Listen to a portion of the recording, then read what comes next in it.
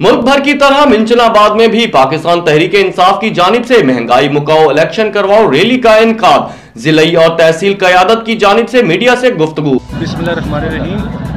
जैसा कि आप जानते हैं कि मुल्क भर में रैलियां निकाली जा रही हैं, तो हमने अपनी तहसील मिंचनाबाद में इस महंगाई मुकाओ नए इंतखाबात कराओ की रैली निकाली है। जो महंगाई है वो अब मैं समझता हूँ कि ना सिर्फ कोई एक मखसूस गरीब तबका है जिसको वो महंगाई तंग कर रही है, बल्कि ये हर तबके पे असरअंदाज हो रही है। और अगर इस जिन पे काबू ना पाया गया तो ये जिन कभी काबू में नहीं आने वाला। जो खान साहब ने हमें हदायत दी है वो सिर्फ ये है कि पुरअमन तरीके से हम ये रैली निकालेंगे इंशाल्लाह, और अवाम तक खान साहब का पैगाम पहुँचाएँगे, और जो गरीब अवाम है उसका हाल इंशाल्लाह खान साहब तक पहुँचाएँगे।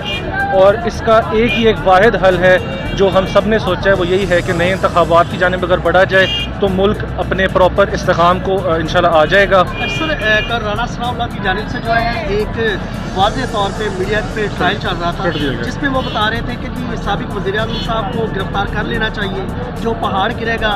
क्या समझते हैं कि एक हुकूमत में रहने वाला जो इंसान है वो इस तरह की जो बयानात हैं वो दे सकते हैं? जी देखिए, 14 जमातें इस टाइम मिल के खान साहब का मुकाबला कर रही हैं, तो इससे ये बात वाज़ेह है कि खान साहब की जान को ख़तरा है। जिस तरह की उन पर हमला भी हो चुका है गुज़िश्ता, और ये बात सच है कि दोबारा भी हमला करने की तैयारियां हैं, इंटेलिजेंस रिपोर्ट भी है इसके हवाले से।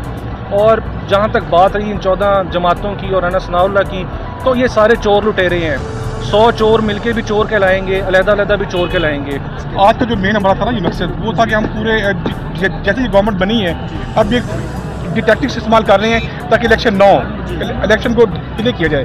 तो हमारा पूरे मुल्क में रैलीज हो रही हैं। तो हमारा जो आज का मेन मकसद यही है कि फौरी तौर पर जो कानून के मुताबिक है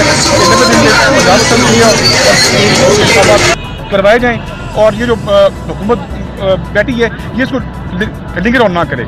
इमरान खान साहब का जो वाहिद जो मेन जो उनका एक ही उनका बयानिया है कि जब तक नए इंतखाबात नहीं होंगे पूरे मुल्क में, नई हुकूमत नहीं आएगी जिसको अवाम की तायद हासिल हो, चाहे वो कोई भी जमात भी हो, जिसको अवाम मुंतखब करेंगे, वो इन मुश्किल हालात में IMF के साथ और पूरी वर्ल्ड के साथ जो पाकिस्तान के मामलात हैं वो हुकूमत वही हल कर सकती है जिसको अवाम की तायद हासिल होगी।